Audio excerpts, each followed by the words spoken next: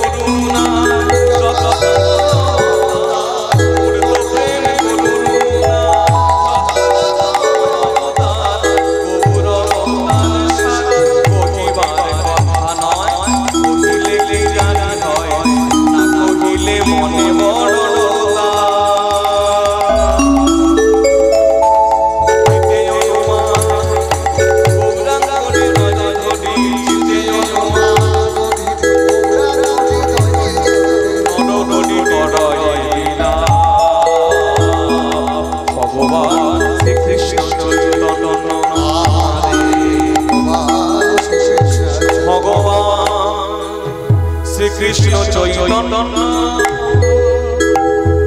শুনলেন বারবার একবার কথা ঘুরে ফিরে আসছে ভগবান শ্রীকৃষ্ণ চৈতন্য অন্তরে শ্যামতনু বাহিরে গৌরাঙ্গ জনু অদ্ভুত গৌরাঙ্গ লীলা রায় সঙ্গে খেলাইতে কুঞ্জবন বিলাসিতে অনুরাগে যার যার মহাজন বলেছেন পূর্ণ শক্তি কৃষ্ণ পূর্ণ শক্তিমান তুই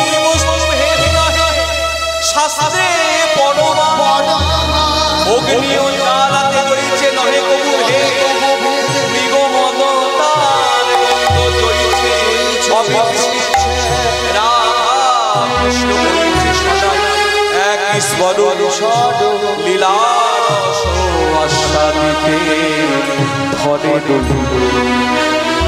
আলাদা নন, রাধা কৃষ্ণ আলাদা নন, একই দেহ।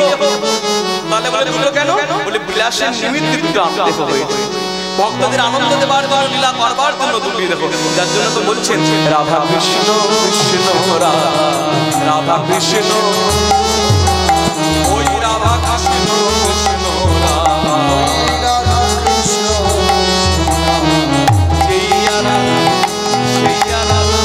রাধা কৃষ্ণ কৃষ্ণ রাধা, নাই কইতে দ্বন্দ্ব বিনা, কইতে দ্বন্দ্ব বিনা,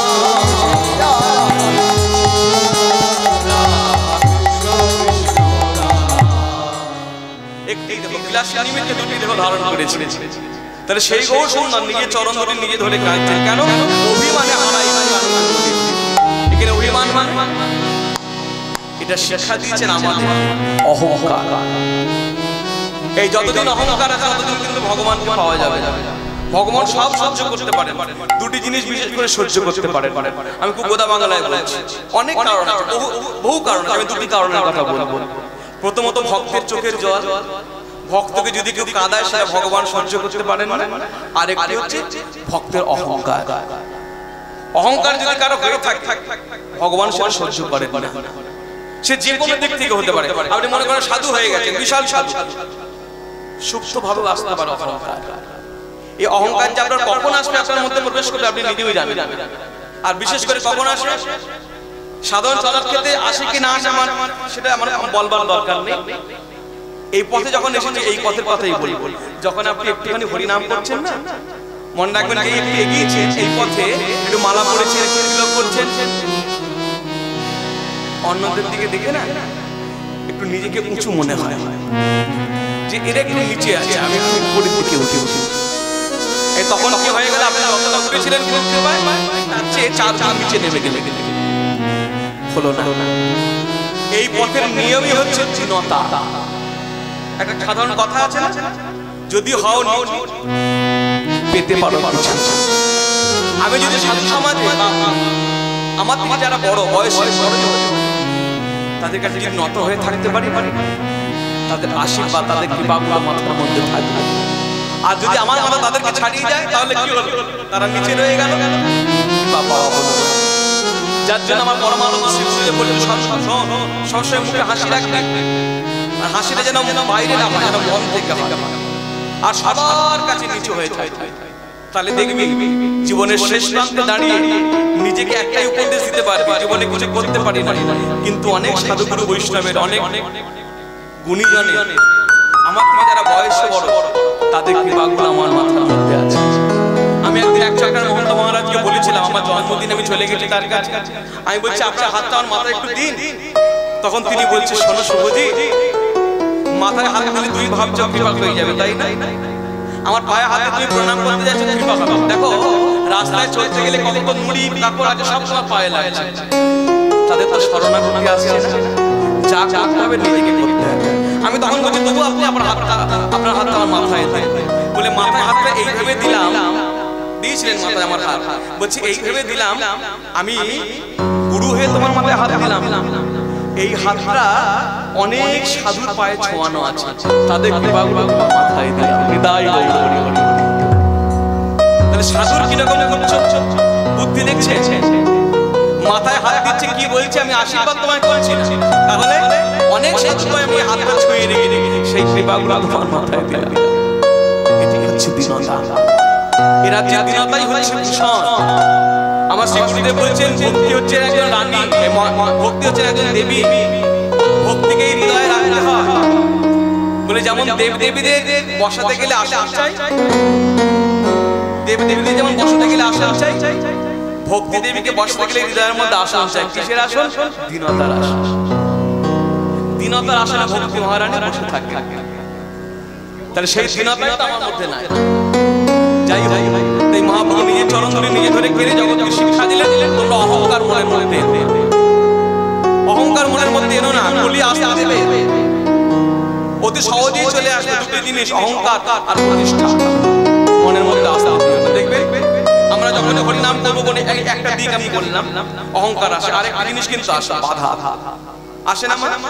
আপনি দেখবেন যখন একটু জব করতে বসবেন তখনই কিন্তু কলি আপনাকে বাধা দেবে, কেউ না কেউ দেখবেন আপনাকে ডাকবে। সকালে স্নান করে জব করতে বসুন, হয়তো বৌমা ডাকছে মা জব করে করবেন, আগে আমার আনাজগুলো সবজিগুলো একটু বানিয়ে রান্না তাড়াতাড়ি করে নি, গরমে আর থাকতে পারে, হয়ে গেল জব করা হলো। ছেলে ডাকছে মা তাড়াতাড়ি খেতে থাকবে, আমাকে অফিস যেতে হবে, নাতি ডাকছে স্কুলে নিয়ে চলো, পার্কে নিয়ে চলো, দরকার নেই, স্নান করে হবে না। বেলা 3টের সময় সবাই যখন ঘুমিয়ে পড়বে তখন আমি তখন দেখবেন দরজায় একটা চিনি দিয়েছে, দিয়ে বসে বসে হরিনাম জপ করবে ভাবছে। যেই ঘরে ঢুকলেন দেখলেন দরজা চিনি কিন্তু একজন আপনাকে ডাকবে, কে বলুন তো? যাকে কেউ ডাকে না তাকে কিন্তু একজন ডাকে, কে? এই যে মানুষের পকেটে পকেটে থাকে, বলুন ফোন মোবাইল বাজে উল্টো হয়ে গেল আর জব জড়া হলো না, বলে দরকার নেই, মোবাইলটা সুইচ অফ করে রেখে দিলাম, দরজায় চিনি আছে আর তো বাইরে ঝামেলা নেই, এবার শান্তি করে বসে। এবার আপনি বসে আসলেন, মনে রাখবেন বাইরের গোলমাল বন্ধ হবে, ভেতরে গোলমাল শুরু হবে। যারা জব করেন তারা মিলিয়ে নিন আমি ঠিক বলছি কিনা, আর যারা করেন না আগামীকাল একটু স্নান করে বসুন, তাহলে বুঝতে পারবেন। যে কথা কখনো মনে হয় না, কোনোদিন মনে হবে না, ওই সময় মনে হয়। ওই সময় যত কথা আজে বাজে কথা মনে হয়, যেমন আমার তো হয়, আমি যখন একটু স্নান করে জব করতে বসি ভাবি জবটা করি না, আমার মনে হয় ওই জায়গায় হলি সবাই একদিনের কীর্তনে এই টাকা বললাম, আরো 5000 টাকা বেশি করে বললে ভালো হতো, তাহলে কি হলো? এই যে আমাকে পড়তে দিল না, এই নাম হচ্ছে কলি, যার জন্য মহাজন বলছিল হরিনাম দেখিয়ে না, কলিযুগে ভজন করতে হলে চোরের মতো চুপি চুপি ভজন করো, নইলে কলি মহারাজ তোমায় করতে দেবে। আর অনর্গল শ্বাসে শ্বাসে কহো কৃষ্ণ নাম, চলতে ফিরতে যেখানে পারো হরিনাম আশ্রয় করে থাকো। কেন? হরিনাম ছাড়া আমাদের গতি নেই। যার জন্য মহাপ্রভু তো বললেন, কি বললেন? তোমরা চলতে ফিরতে খেতে শুতে কৃষ্ণ নাম কৃষ্ণ নাম কৃষ্ণ নাম করো, কৃষ্ণ নাম কৃষ্ণ নাম কৃষ্ণ নাম করো, কৃষ্ণ নাম কৃষ্ণ নাম কৃষ্ণ নাম করো, কৃষ্ণ নাম কৃষ্ণ নাম কৃষ্ণ নাম কৃষ্ণ নাম কৃষ্ণ নাম কৃষ্ণ নাম করো, কৃষ্ণ নাম কৃষ্ণ নাম হরি নাম করো, কৃষ্ণ নাম কৃষ্ণ নাম কৃষ্ণ নাম করো, কৃষ্ণ নাম কৃষ্ণ নাম কৃষ্ণ নাম করো, কৃষ্ণ নাম কৃষ্ণ নাম কৃষ্ণ নাম করো, কৃষ্ণ নাম কৃষ্ণ নাম হরি নাম করো, হরি হরি কৃষ্ণ নাম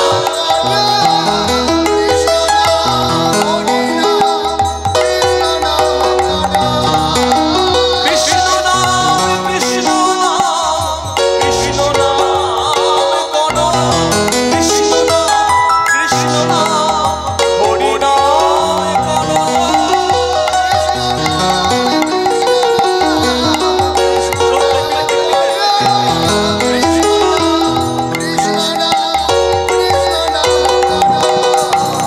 কৃষ্ণ নাম কৃষ্ণ নাম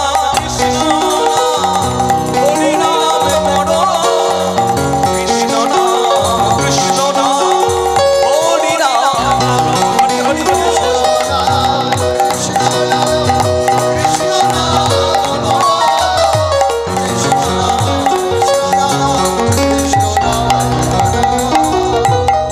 কৃষ্ণ নাম করো, হরি নাম করো।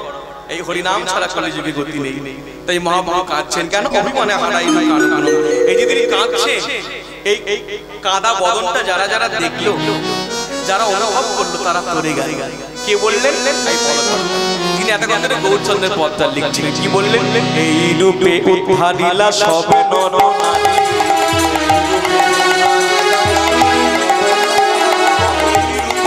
উদ্ধারিলা সব নর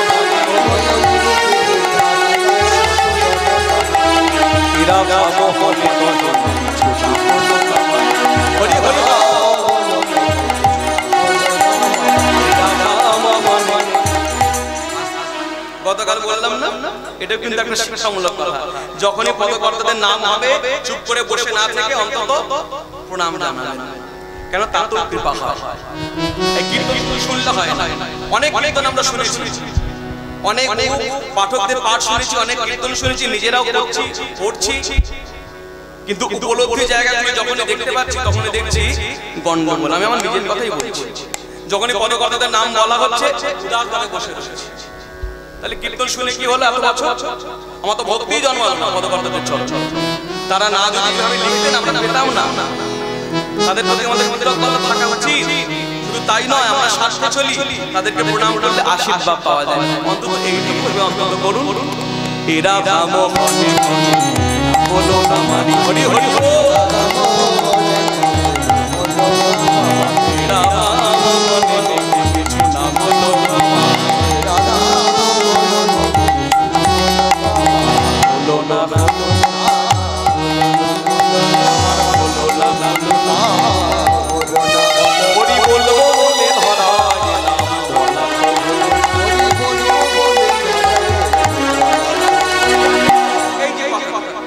হরি বলবো বলে ধরা এলাম, হরি বলা হলো না।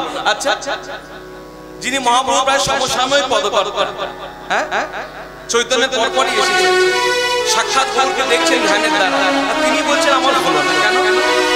বলে এইটাই তো দীনতা, পূর্ণ হয়েও মানে অভাব। নিজেরা পূর্ণ হয়ে রয়েছে কৃপায়, তাও আমার মতো জীবকে শিক্ষা দেওয়ার জন্য নিজেরা বন্ধ হয়ে বলছেন আমার হলো না। কেন? অভিমানে মঞ্চে বসে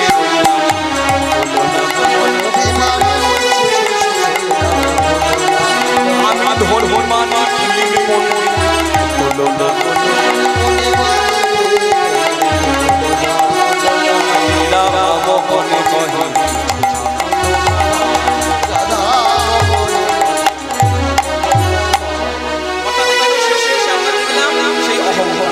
আমি ধনী, আমি মানি, আমি জ্ঞানী, আমি পণ্ডিত বলে কোন নিম্ন স্তরের অহংকার। আমি সাধু, আমি বৈরাগী, এও অহংকার। যার জন্য ঠাকুর রামকৃষ্ণ পরমহংসদেব গলার পৈতেটা খুলে ফেলে দিয়ে মা মা বলে কাঁদলেন। কেন? ওই পৈতে থাকলে যদি আমার মধ্যে অহংকার আসে, আমি ব্রাহ্মণ, আমি তো মাকে হারিয়ে ফেলবো। আমার বৈষ্ণব জগতে রামদাস বাবাজি মহাশয় রাধা কুণ্ডে দাস গোসাই পাদে পড়ে সমাধিতে পড়ে খুব কাঁদছেন, আমার নিতাই পাওয়া হলো না, আমার গৌর পাওয়া হলো না। সিদ্ধ বাবা বাবাজি মহাশয়কে জিজ্ঞেস করছে, আচ্ছা সত্যি করে বলো নিতাই গৌরকে কি পাওনি? শ্রীপাদ বাবাজি মহাশয় একবার কিন্তু বলছেন না যে নিতাই গৌরকে পাইনি, কারণ পাইনি বললে মিথ্যা কথা বলা হলো। আবার এদিকেও বলছেন না যে পেয়েছি, এটাও বলছেন। কেন? পেয়েছি বললে যদি একটু অহংকার চলে আসে, যার জন্য এই দুটি, এই মুখ্য গৌণ দুটি কারণকে বজায় রেখে বলছেন কেন কাঁদছি জানেন? নিতাই গৌরকে পেয়েছি বলে নয়, আবার পাইনি বলেও নয়। তাহলে যদি আমি নিতাই গৌরকে হারিয়ে ফেলি, অর্থাৎ আসে প্রভু কৃপা করে দেন হৃদয়ে ভক্তি, বড় দুর্লভ, কর্পূরের মতো তো কখন যে উবে যায় বোঝা যায়। তাই আমার হলো না, হলো না।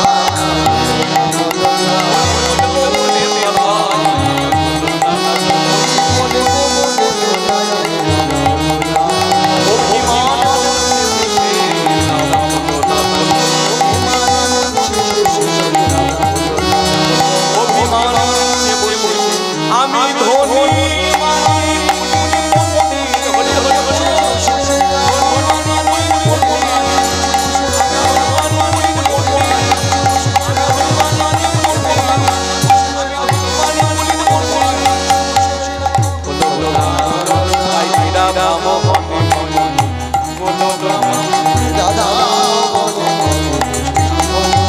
আমার মনি বলা